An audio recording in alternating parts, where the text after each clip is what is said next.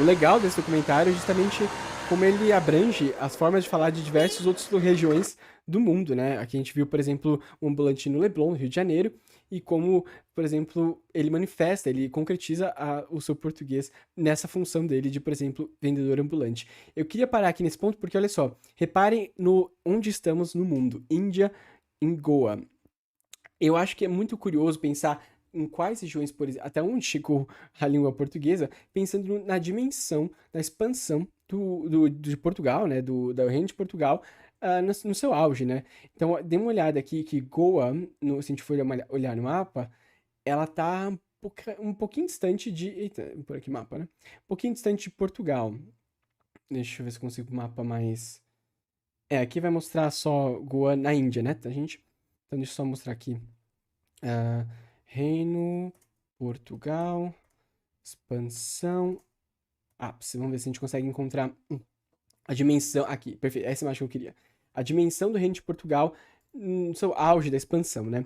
Então, lembrando, a expansão de Portugal por meio do mar tinha o objetivo de chegar no Oriente, evitando as taxações das cidades italianas que controlavam o fluxo de mercadorias, principalmente especiarias, pelo Mediterrâneo ali. Olha só o trajeto, vamos dizer assim, como que funciona aqui a conexão do mundo nessa época. Portugal nós vemos aqui em cima, tá? Esse aqui mais no centro do mapa. Vai descendo a costa aqui, passa pelo Cabo do Não. Ali teve boas dificuldades de passar por esses cabos aqui, mas enfim, muitas inovações tecnológicas. Portugal foi pioneiro em muitas inovações tecnológicas em questão de navegação, de armas de navegação também, para chegar aqui, ó, Cabo Verde, vai passando pela mina de São Tomé e Príncipe, vai chegando até aqui embaixo, ó, Cabo do Padrão, Brasil aqui, depois essa volta para subir para Portugal, fazia esse retorno por meio das correntes marítimas, e isso levava o barco cada vez mais afastado da costa africana, a ponto de conseguir visualizar que tinha territórios a leste também. Enfim, vai passando aqui pelo Cabo da Boa Esperança, chegou em Moçambique, e daqui de Moçambique tinha mais alguns pontos, alguns entrepostos, né? Para enfim chegar, por exemplo, em Goa, depois chegar na China. Então a gente tem regiões da China até hoje que falam, por exemplo, português. É muito assim, é um resquício, um português ainda muito restrito a uma certa comunidade? É, de fato é. Mas ainda se tem uma comunidade que fala uma variedade de português. Na China, por exemplo, né? Olha aqui nas ilhas, na Indonésia. Então a gente tem também. Nesse complexo de ilhas aqui, também pessoas que falam português. Timor-Leste, Timor-Leste também fala português. Enfim, todas as ilhas aqui falavam português. E olha só onde está Goa. Goa está nesse ponto aqui. Aliás, Goa tinha uma grande importância, uma relevância muito grande econômica. Então, assim, tinha aqui um vice-rei, como uma espécie de vice-rei, que controlava também essa região de quase forma autônoma, né? Porque a comunicação com Portugal ali ficava bem complicada de forma imediata, tinha que ter alguém para poder tomar decisões de forma local, né? Então, percebam o quanto o português se espalhou durante esse período de expansão. E fica as marcas de países que hoje em dia têm o português como língua oficial, incluindo Brasil, incluindo Angola, Moçambique, incluindo Timor-Leste, incluindo Guiné-Bissau, incluindo Cabo Verde e as ilhas de Madeira e Açores, né, que também hoje em dia são parte do território de Portugal, mas que falam também português. As Ilhas Canárias, elas passaram para o reino da Espanha, né, então acabou hoje em dia é uma parte do território espanhol, então a língua não é português, mas sim espanhol. Mas enfim, para vocês terem uma ideia da distância. E aqui então, no filme vai mostrar um pouquinho dessa comunidade que fala português na Índia, que é uma comunidade muito restrita e muito mais ligada a manter uma tradição linguística do que necessariamente uma comunidade ativa que produz conhecimentos em português. Então, ali se restringiu muito mais a tradição de falar português com os familiares antigos do que necessariamente uma comunidade ativa e viva de português. Ela está em declínio e provavelmente vai se extinguir em algum ponto.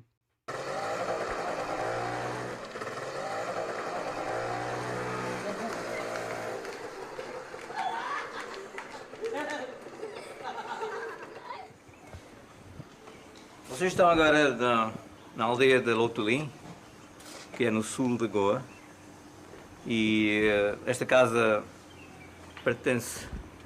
hoje em dia pertence a mim, mas pertenceu aos meus antepassados, e a casa tem 320 anos, e esta casa tem muita história, a vida dos meus antepassados, e anedotas. Eles viviam uma vida muito à vontade e muitas paródias, festas, bailes.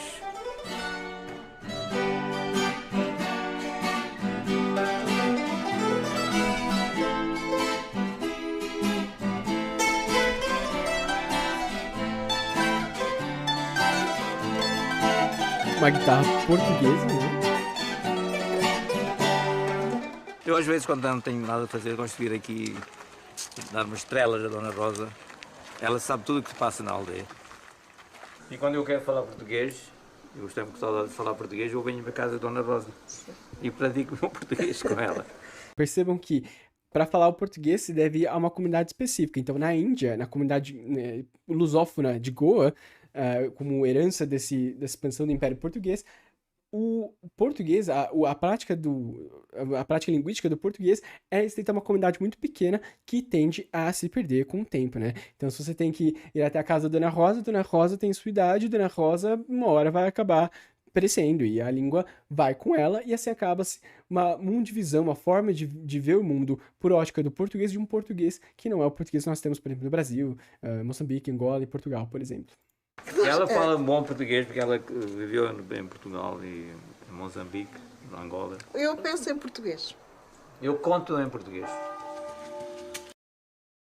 Engraçado, olha só, apesar de uma comunidade minoritária, apesar de estar cercada de outras línguas que não são o português, a pessoa, por ela ter vivido em diversas comunidades lusófonas, né, Moçambique, Portugal, e Angola também, ela processa a sua linguagem em português, né? O que é muito interessante pensar como que é aquele ponto, né? Se a pessoa começa a sonhar naquela língua, começa a organizar seu pensamento naquela língua, aquela língua já se tornou a sua língua de preferência, vamos dizer assim, na hora de organizar os seus pensamentos, todos os conhecimentos linguísticos, né? Nós temos sempre necessidade de pertencer a alguma coisa e parece que a liberdade plena seria de não pertencer a coisa nenhuma, não é? Mas como é que se pode não pertencer à língua que se aprendeu, à língua com que se comunica, à língua e neste caso com que se escreve? Se o leitor de livros, aquele que gosta de ler, não se limitar àquilo que se faz agora, se ele andar para trás, se ele começar do princípio, se ele pôde ler os primitivos e os grandes cronistas e depois os grandes poetas, a língua passa a ser algo mais que o mero instrumento de comunicação. Transforma-se numa mina inesgotável de beleza e de valor.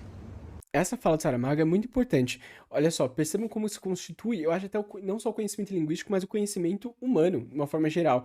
É sempre uma sobreposição de conhecimentos ao longo das gerações. Então imaginem, eu acho até um pouco contraditório até com a fala que ele teve anterior, mas a gente pode entrar depois em detalhes sobre isso. Eu acho curioso pensar, a gente não começa a língua a partir de hoje, e o acesso, por exemplo, à língua, à forma de escrita do passado, à forma de pensamento do passado em português, nos permite conseguir apanhar, mesmo que seja um pouquinho, um lapso assim de memória de povos passados que constitui a memória e a tradição de uma língua. Então, uma língua tem memória, e as pessoas que falam essa língua no dia a dia, vamos dizer assim, dão um prolongamento a essa tradição, a essa história naquela língua, e consegue ter acesso a essa forma de pensamento em português, por exemplo, por meio dos documentos escritos, etc., ou pelas gerações que vão passando o português, a língua para frente, só que infelizmente as pessoas se vão, né, e a língua vai com elas, mas se elas passam para frente, a tradição continua, nós temos o prolongamento da existência do português, mas nunca o mesmo, né, mas acho muito interessante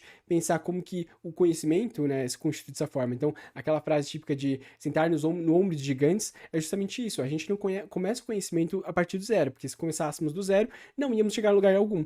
Por exemplo, imagina se nós tivéssemos que começar todo o processo científico de investigação científica a partir do nada, assim, sem nenhuma referência anterior. A gente não chegaria a lugar algum, e é por isso que, por exemplo, o trabalho científico, mesmo quando ele não dá o resultado esperado, ele é tão importante, porque ele garante que mais caminhos foram trilhados e mais conhecimento foi acumulado sobre aquele conteúdo para que se possa, enfim, chegar a novas conclusões, a novos conhecimentos no futuro a partir dessa pesquisa e outras.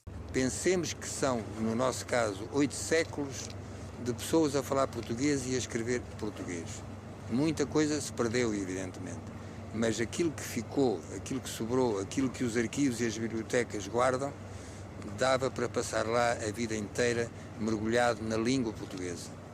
Só cuidado que o que ficou era quem podia registrar a sua realidade linguística, né? Então, o que a gente perdeu foram as micro-histórias, são a língua falada nos seus ambientes mais à vontade, vamos dizer assim, mais relaxados, mais sem a preocupação, por exemplo, com a ideia de língua que aparece. Então, quem vai escrever um texto também se preocupa com a forma com que seu texto vai ser passado, como que português vai ser passado para frente, né? E o português que é falado pela maior parte da população, por exemplo, vai acabar se perdendo, né? E hoje em dia, como eu disse, temos o privilégio de poder gravar isso, ter isso em fitas, em áudio, em vídeos, e tudo isso permite com que a gente tenha uma análise muito mais interessante da língua portuguesa, por exemplo, do que nós tínhamos no passado, né?